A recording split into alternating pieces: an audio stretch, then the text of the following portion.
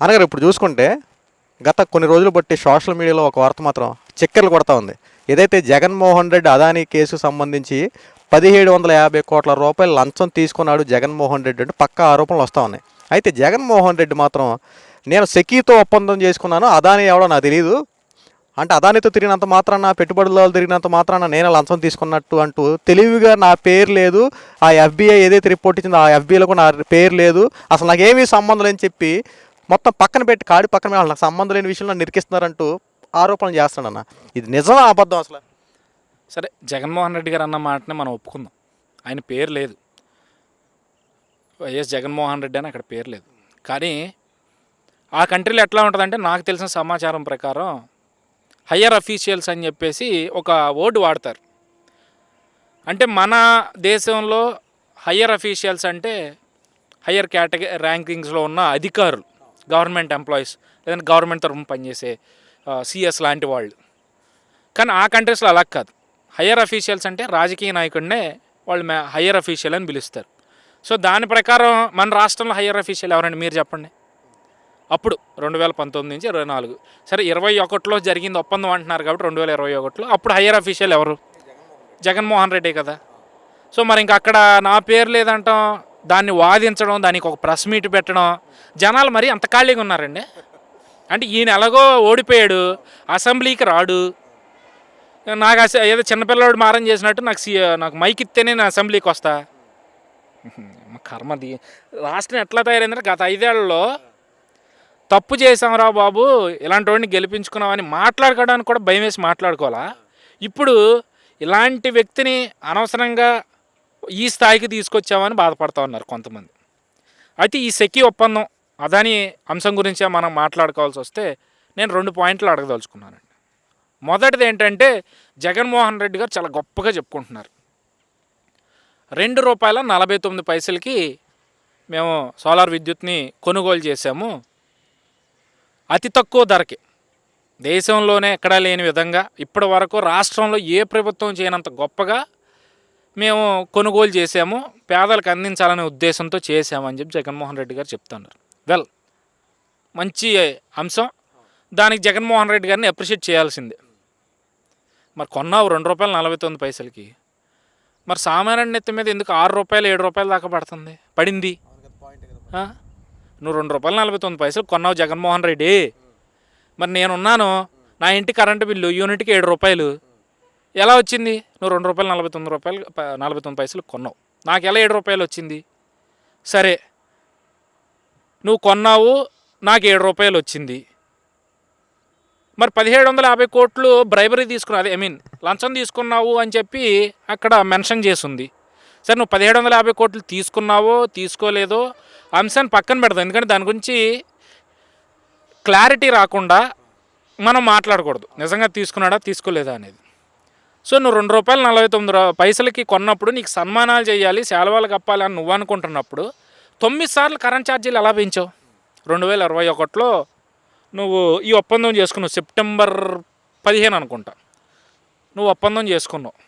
ఆ తర్వాత దాదాపుగా 6 సార్లు 5 సార్లు పెరిగింది. ఏది ఆయన ఉన్న 5 ఏళ్ళలో 9 సార్లు ఒక ఎత్తు అయితే, ఆ 9 సార్లు కూడా 21లో ఒప్పందం చేసుకున్న తర్వాత 5 సార్లు 6 సార్లు ఆయన కరెంట్ ఛార్జీలు పెంచారు.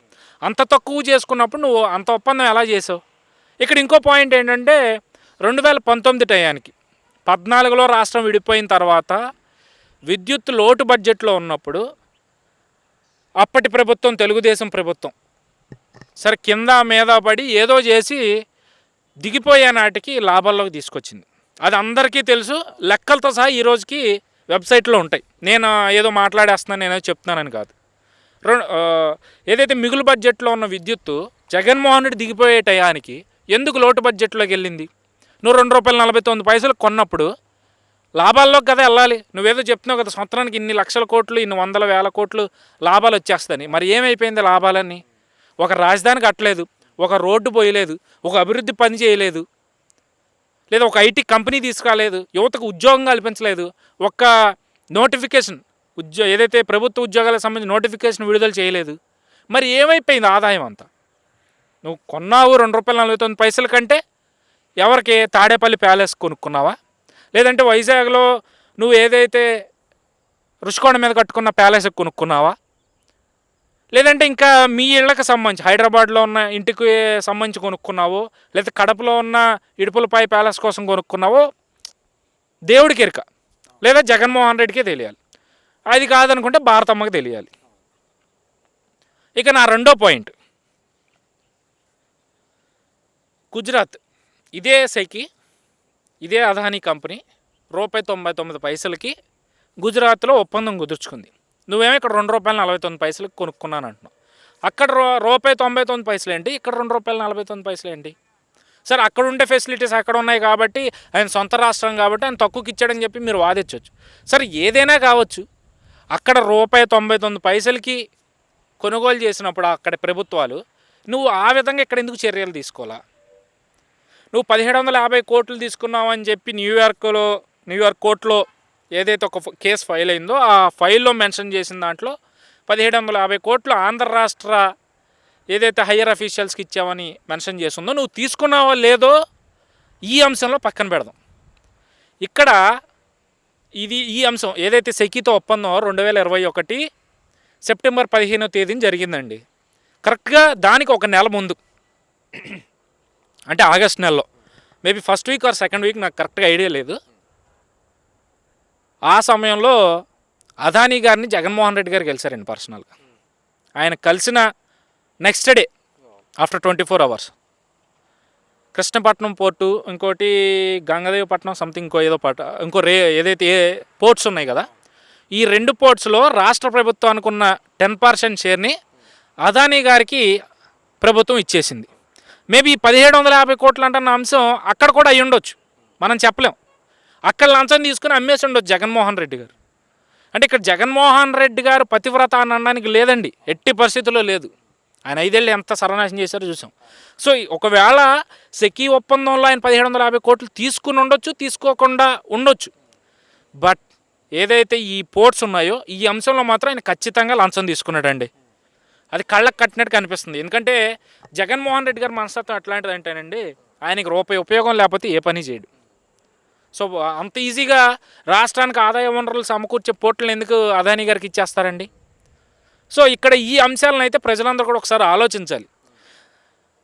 ఆయన సెకీతో చేసుకున్న ఒప్పందంలో నిజంగా నిజాయితీతో కూడిన అంశమే అయితే రాష్ట్రంలో అన్నిసార్లు కరెంట్ ఛార్జీలు పెరిగాయి కాదు. సామాన్యుడి నెత్తి మీద నువ్వు ఇంట్లో కరెంటు బిల్లు వచ్చినాక నీ పథకం కట్టాను, లేదా నీ ఇంట్లో 4-wheeler ఉంటే పథకం కట్టాను. సరే, ఇన్కమ్ ట్యాక్స్ ఉంటే అది వేరే విషయం, అది కట్ చేసినా అది ఎవరు తప్పని ఎవరు అనరు. 4-wheeler అంటే ఒక్కొక్కడు ఉంటాడండి, దాన్నే నమ్ముకుని బతికేవాడు డ్రైవింగ్ చేసుకుని. అలాంటి వాడు ఇంట్లో కూడా పథకాలు తీస్తారు కదండి, కరెంటు ఛార్జీ పెరిగిందని, అదని ఇదని.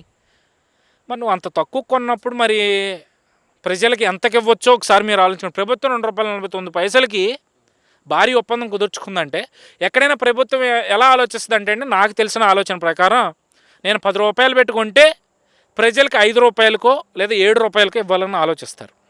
మరి ₹2.49 కొన్నప్పుడు సరే ఆ 49 పైసలను పక్కన పెట్టి ₹2 ఇవ్వాలని ఆలోచన ఉండాలిగా. మరి ₹7 ఎలా వెళ్ళింది? ₹9 యూనిట్ ఛార్జ్ పడిన ఏరియాస్ కూడా ఉన్నాయి, ₹11 పడినవి కూడా ఉన్నాయి. సో ఏదేమైనా జగన్మోహన్ రెడ్డి గారు మాట్లాడితే ప్రెస్ మీట్లు పెట్టడం ఆయనకి ఎట్లా ఉందంటేనండి, మా ఊరు మేదినరావుపాలెం అండి, మా ఊరు నుంచి ఏలూరు 20 కిలోమీటర్లు. మేదినరావుపాలెం నుంచి ఏలూరు తిరిగినంత ఈజీగా బెంగళూరు ప్యాలెస్ నుంచి విజయవాడ ఏదైతే తాడేపల్లి ప్యాలెస్ ఉందో ఆయన వారానికి 2 సార్లు ఇదివరకు స్పెషల్ ఫ్లైట్లో జనాల సొమ్ము నాశనం చేసి ఆయన స్పెషల్ ఫ్లైట్లో వచ్చాడు. ఇప్పుడు ఏంటంటే అందరూ ఎక్కి ఫ్లైట్లోనే ఎక్కి తిరగాల్సిన పరిస్థితి.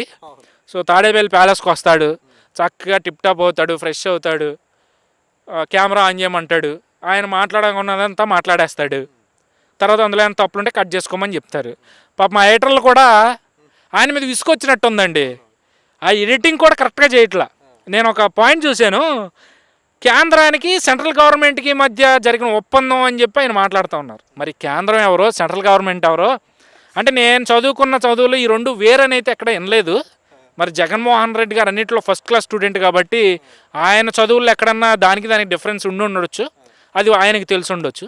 మేబీ ఏమన్నా అవకాశం ఉండి జగన్మోహన్ రెడ్డి గారిని అడిగే అవకాశం వస్తే మాత్రం సెంట్రల్ గవర్నమెంట్కి కేంద్ర ప్రభుత్వానికి తేడా ఏంటి సార్ అని అడగాలనుకుంటున్నానండి ఈ సందర్భంగా.